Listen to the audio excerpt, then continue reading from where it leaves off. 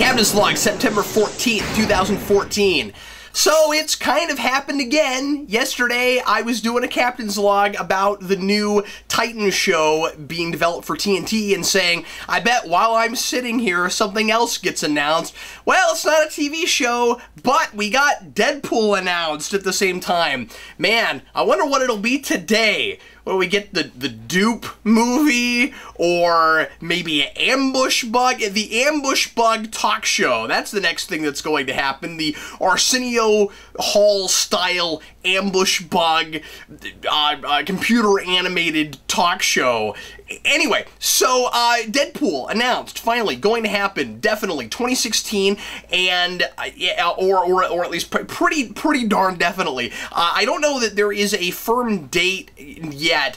This seems like one of those things where Fox has a couple of dates that it says, like, the movie to be announced, but they've firmed up certain dates, and this is probably going to get one of those. But we know that it's 2016. We don't even know yet if Ryan Reynolds is getting the part again, but everybody seems pretty sure he's probably the guy, and I imagine that's probably the case. I would be really surprised if suddenly somebody else got announced, especially because fans were so happy with the casting choice in X-Men Origins, even if they didn't like anything whatsoever about the character, or at least the direction that they ultimately ended up taking him in that movie. We'll get back to that in just a second, but so what is this movie gonna be like? What is the tone of this thing gonna be? Is it gonna be like that test footage that we saw a couple months back, that really great looking computer animated test footage that kind of had a lot of Deadpool fans frothing at the mouth because it's everything they love about modern Deadpool from the comics. Now, for me, as I've always said, I'm very particular about Deadpool. I used to just not really like the character that much because what I had read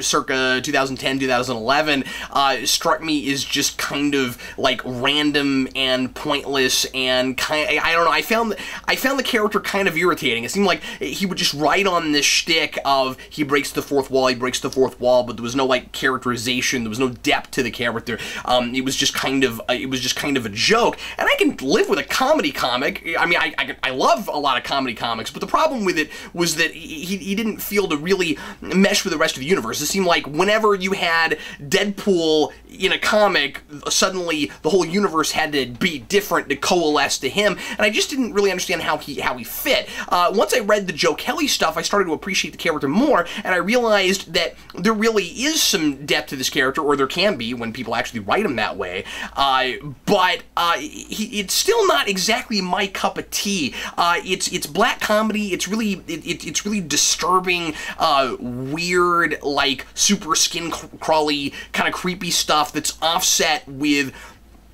a constant stream of consciousness, a kind of joke track going through it, which actually sometimes can make it even worse, because Deadpool will do, you know, really awful things while he's laughing about it. So anyway, I'm very curious to see which direction they end up taking the character. I have really been enjoying everything Cullen Bunn has been doing with Deadpool, and I, of course, if they do the fourth wall breaking thing, I'd like to see it be as thoughtful about it as Cullen Bunn was. Now, I don't know if you can do that in Deadpool's first movie. If a franchise is out, like everything tends to when it's even remotely popular now, I mean, most things don't even franchise, we set them up as a franchise. The Guardian sequel was announced before the movie was even released. I don't know if you can do it in his first movie. Maybe in the first one you just establish the fourth wall breaking thing and you do it just occasionally, and you make it very evident that this is a thing we will explore, but we're just setting it up right now. But I would love to see the Deadpool kills the Marvel Universe thing a little bit in having Deadpool's fourth wall breaking thing be a bit of a meta exploration of fictional characters in a world realizing that what they are is a creation of someone else. I think it would be really, really interesting to explore that in a movie as opposed to a comic book? What if a character in these films suddenly realized that he was part of this fictional universe? And I don't know. I think that could be really interesting if that's where they if that's what they do with it. I wouldn't expect that. I kind of think that that might be a little bit too like odd and artsy for Fox to even entertain that idea. But that's what I really latched onto in Cullen Bunn stuff, and so I would really enjoy seeing that. Alternatively, the Joe Kelly stuff where he's constantly joking and stuff, but he's wishing he can be a hero. He's looking for that. He's trying to figure out how in the world he could possibly better himself. And as long as we have a Deadpool who, you know, is the merc with a mouth, is a mercenary, does all these horrible things, but like his character arc is that he's endeavoring to get better, to change at some point, then there could actually be a good story there, and it could be more than just we watch this guy going around eviscerating people and laughing about it and telling and telling a whole lot of really, in my opinion, often with Deadpool, hit or miss kinds of jokes. But anyway, I'm very interested to see what it ends up being. Is it going to be rated R? I don't know how you do Deadpool if it's not rated R. And I've said, and like everybody says this, especially with this character and other sorts of characters, but the reason I would be very surprised if they went rated R is because this is in the X-Men universe, and they're gonna probably set him up in Apocalypse. I would be very surprised if the closing credits or somewhere in Apocalypse didn't set this movie up, assuming this gets a date after Apocalypse. Also interesting that these two things are supposed to come out the same year when Apocalypse was announced so much earlier. But anyway, this would be somewhat unprecedented, right? Where you would have a PG-13 X-Men movie that is aimed somewhat at younger people, at kids. Although I think that lately the X-Men movies have really been more for adults. I don't think they've really been pushing them for kids at all. I haven't seen a lot of like children's merchandising and that kind of thing. But still, movies that kids could go to, and then you set up, or you at least in the same universe have this rated R Deadpool movie. At the same time, since they've been a little bit more geared toward adults lately, it could happen. I could actually see it this time. There are other things where I'd be like, nah, you'll never get that. I don't think you'll ever see like a rated R Batman movie, or at least I don't think you'll see a rated R Batman movie for a long time. But I don't know, maybe with Deadpool it could finally happen. It would be really weird. Like, he's the merc with a mouth, but he's only allowed to say the F word like one time. I don't know. That's not a good example because in the comics, I don't think Deadpool really throws a lot of F-bombs, but except for like in the more like mature readers things or like Deadpool Max or whatever, although I didn't read that, so I don't know if he F-bombed in that. But I'm just saying that, like, it's weird to have a character called the Merc with a Mouth when you have to censor his language. That's all I'm saying. I'm curious to see what the supporting cast of a movie like this would be. Will Blind Al be in it? Will we go back to some of that classic early Deadpool stuff? And, like, will it go so far as to do something like having Deadpool keeping someone prisoner in his house and making her make him food and stuff, and then when she does something he doesn't like, puts her in like a torture room? Is it gonna go that far? I really doubt it goes quite that far. Well, that test footage did a couple things that I thought would have been a little bit far for a major motion picture. So even R, I mean, I'm not saying that it did things that were beyond R. I'm just saying that it did things that for like superhero fare, I was a little surprised.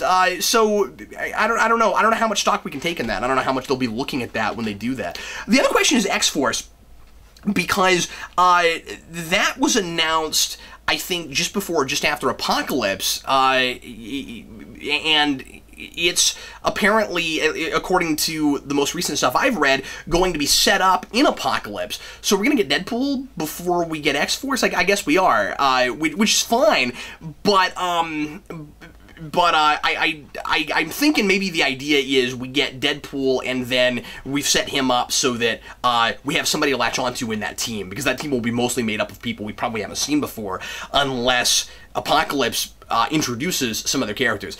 And the last thing I want to talk about is this new pseudo-soft reboot thing that we've got with X-Men and how that's going to play into this. Because they're going to be able to do Deadpool completely from scratch now.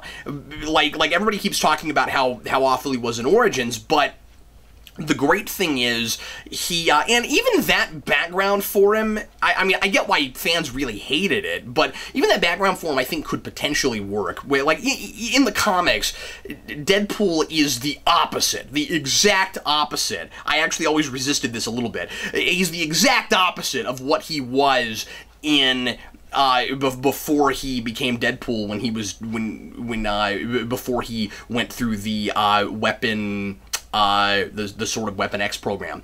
So the movie kind of did that in that he was more like Wade Wilson. He was more like the Deadpool that we know, which I kind of like starting him there because that just makes a little bit more sense to me. And then they force him into a place where he has to be the opposite because they take away his personality and they sew his mouth shut and all of that.